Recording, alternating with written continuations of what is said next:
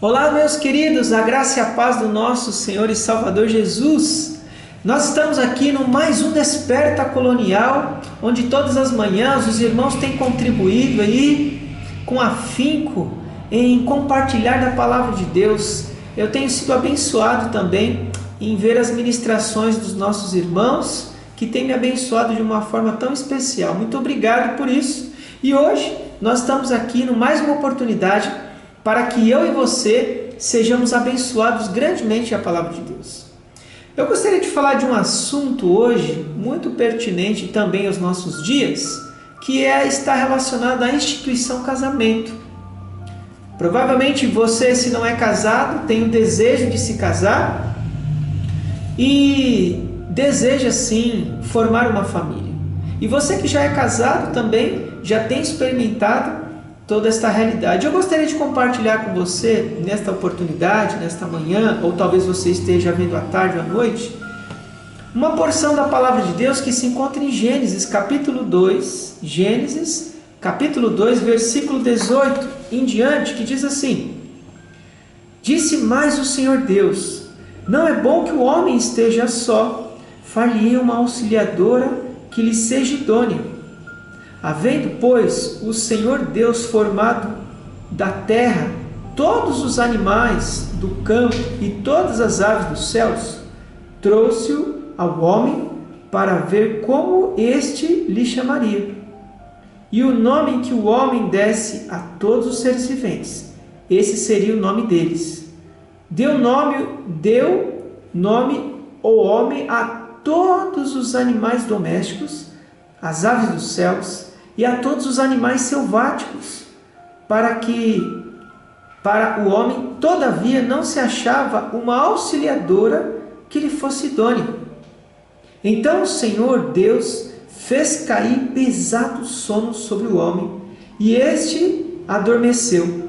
Tomou uma das suas costelas e fechou-a com lugar com carne. E a costela que o Senhor Deus tomara ao homem, transformou-a numa mulher e lhe a trouxe. Versículo 23. E disse o homem: Esta, afinal, é osso dos meus ossos e carne da minha carne. Chamar-se-á varoa, porquanto do varão foi tomada. Por isso, deixa o homem pai e mãe e se une à sua mulher, tornando-se os dois uma só carne. Até aqui então. A nível de entendimento, nos nossos dias tem sido um desafio as pessoas permanecerem casadas. Sim. O casamento, a instituição família, casamento que Deus criou, é algo vitalício. Mas nós sabemos que existem muitos casamentos passando por divórcios, muitos casamentos fracassados, muitos casamentos onde os casais já estão ali fisicamente sobre o mesmo teto, mas já não compactuam das suas necessidades, não de fato têm vivido uma vida plena como casal, talvez somente de aparências. Homens e mulheres traindo suas esposas, seus esposos, homens e mulheres fazendo muitas coisas que não deveriam fazer porque estão casados. Infelizmente, nesse tempo que nós estamos passando de confinamento, o nível de divórcio tem crescido de forma significativa.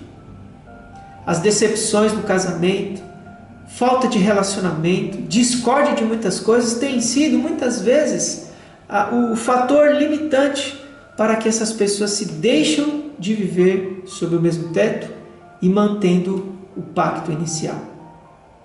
Pois é, nesse contexto que nós estamos vivendo. Mas a palavra de Deus, que ela já foi escrita há muito tempo, ela continua verdadeira. Ela continua sendo válida para qualquer época em nossas vidas. Nesse texto aqui que nós vimos, muitas vezes, talvez você ouviu ministrações, pregações deste texto. E provavelmente você conhece ele e já leu ele por muitas vezes. Mas eu gostaria que, nesta oportunidade, nós observássemos alguns pontos que vejo interessante no texto. Primeiro, no versículo 18, O homem ele está ali, fazendo aquilo que é necessário, e Deus olha para o homem, naquela situação, e fala o seguinte: não é bom que o homem esteja só. E Deus ali então decide fazer uma mulher para que o homem também vivesse naquele lugar onde Deus havia criado, no início ali, tudo perfeito, tudo muito equilibrado. E Deus então decide fazer uma auxiliadora que lhe seja idônea, uma auxiliadora verdadeira, uma auxiliadora fiel, uma mulher que estaria com o homem para as suas necessidades, uma mulher que estaria com o homem auxiliando nas suas dificuldades. E é nesse prisma, é nesse caminho que o homem ele vai avançando, e Deus forma os animais. Adão então chega naquele momento ali e vai dando nome aos animais: vaca, cachorro, cavalo, enfim, era a tarefa do homem. Percebe que no início Deus vê essa necessidade do homem. O homem então começa a fazer a sua tarefa. O homem dá então nome a todos os animais domésticos, as aves do céu, os selváticos, enfim. Quando ele faz tudo isso, ele olha para o lado e ele não achava nenhuma auxiliadora que lhe fosse idônea. Pensa, ele vê todos os animais ali e ele não acha. Mas Deus já havia falado no versículo anterior que faria. Então, nesse contexto, Deus faz o quê? Faz o homem cair no pesado sono. E quando o homem cai neste pesado sono, Deus toma uma das suas costelas. E daquela costela, Deus então forma a mulher. Interessante, eu não sei se você já pensou nisso. Quando Deus cria o boneco de barro, aquele homem, ele sopra ali o fôlego de vida, a matéria-prima que Deus usa é o barro. Deus ele faz a sua criação com a sua palavra, mas ele faz questão de criar o homem do pó da terra, do barro. Então Deus modela aquele boneco, sopra o fôlego de vida e aquele homem se torna um ser vivente, que foi o Adão. Por que da mesma forma Deus não fez isso com a mulher? Deus não fez isso com a mulher. Deus fez com que o homem tomasse um pesado sono e extraísse uma das suas costelas. E nesse interim, Deus então forma a mulher.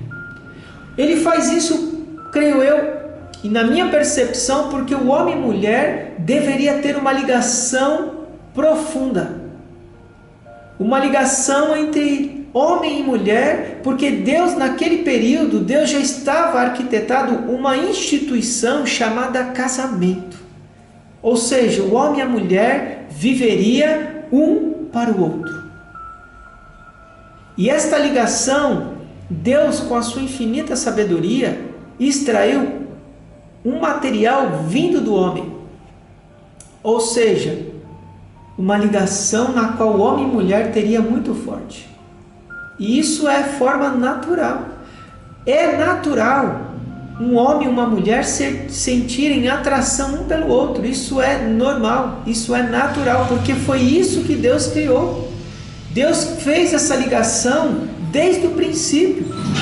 É necessário que ambos tenham essa ligação, essa atração, para que haja sim aquela conectividade, aquela interação no casamento.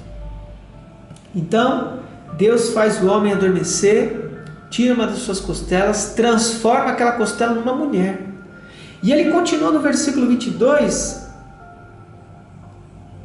Deus então traz aquela mulher na presença de Adão.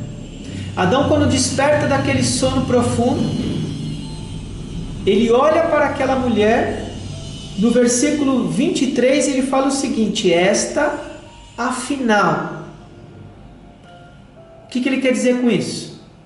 Olha, eu observei toda a criação do Senhor, de Deus, mas esta sim, afinal, é uma afirmação conclusiva. Olha, Senhor, esta sim Esta que o Senhor me trouxe, ela é osso dos meus ossos e carne da minha carne. Percebe que Deus faz com que Adão ele caia num profundo sono. Num profundo sono. E quando ele volta para si deste profundo sono e ele abre os seus olhos e Deus traz aquela mulher, ele identifica na primeira olhada. Esta sim, ou esta afinal, ela saiu de mim, ela tem uma ligação muito forte comigo, Pai. E ele já coloca o nome dela, chamar-se-á varoa, porquanto do varão foi tomada.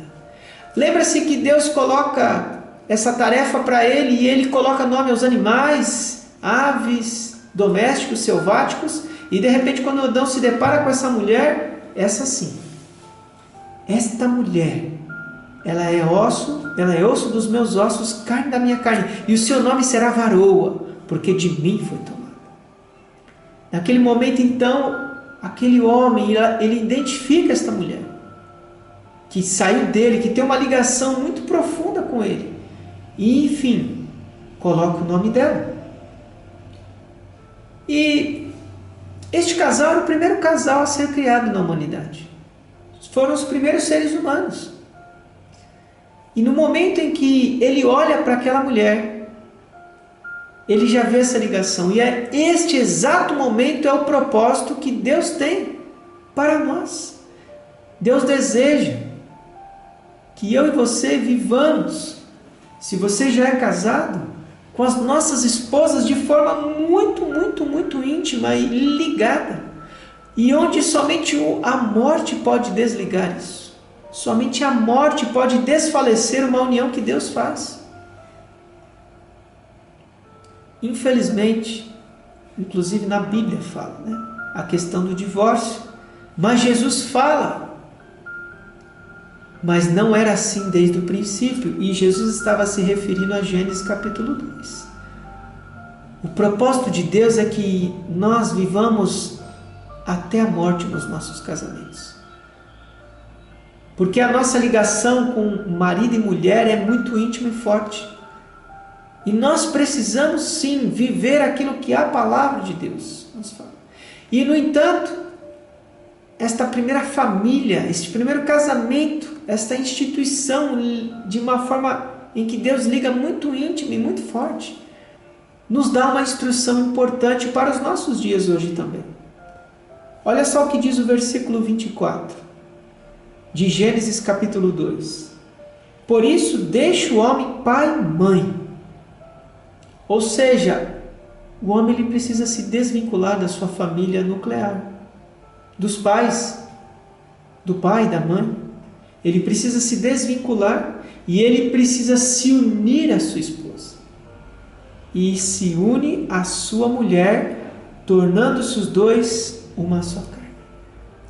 Ele sai do laço dos pais, a moça também, a mulher sai, os dois vão se unir num casamento e ali sim os dois se tornarão uma só carne. Da mesma forma que Eva foi tomada de uma costela de Adão e houve um ligamento muito forte, uma atração, uma necessidade, da mesma forma nós devemos agir hoje. Nós devemos nos desvincular e tornarmos uma só carne com as nossas esposas. Mas infelizmente nos nossos dias, como eu disse no início, infelizmente isso não acontece. Existem muitos casamentos sendo dilacerados, divórcios nesse período de forma significativa estão acontecendo. Mas o propósito de Deus é que nós vivamos em família, homens e mulheres, fiéis a Deus, tementes a Deus. Este mês é o mês da família. E eu te convido a refletir no seu casamento. Se você é casado, como está o seu casamento? Como anda a sua vida conjugal? É uma pergunta que eu faço a você, mas que você precisa responder para si mesmo. E eu também preciso fazer para mim. O homem, ele deve amar a sua esposa assim como Cristo amou a igreja, incondicionalmente. Se ele fizer isso, ele terá um bom casamento, porque da sua parte está estabelecido. Vocês, mulheres, deverão ser submissas aos seus maridos, assim como está nas Escrituras. Fazendo desta forma, você agradará o coração de Deus. Você estará honrando a palavra de Deus. E se você fizer desta forma, o seu casamento também será bem sucedido. Quando ambos fazem isso, há uma instituição bem sucedida. Porque é uma instituição que precisa sempre observar a palavra de Deus, as Escrituras Sagradas. Digo mais uma vez, neste mês da família, assim como em outros momentos, mas especialmente nesse, invista tempo nos seus filhos, invista tempo na sua esposa, invista tempo no seu marido, para que você se fortaleça ainda mais como instituição, casamento e família. Muito obrigado até aqui, que Deus continue abençoando a sua vida e até a próxima, se Deus assim permitir. Um grande abraço.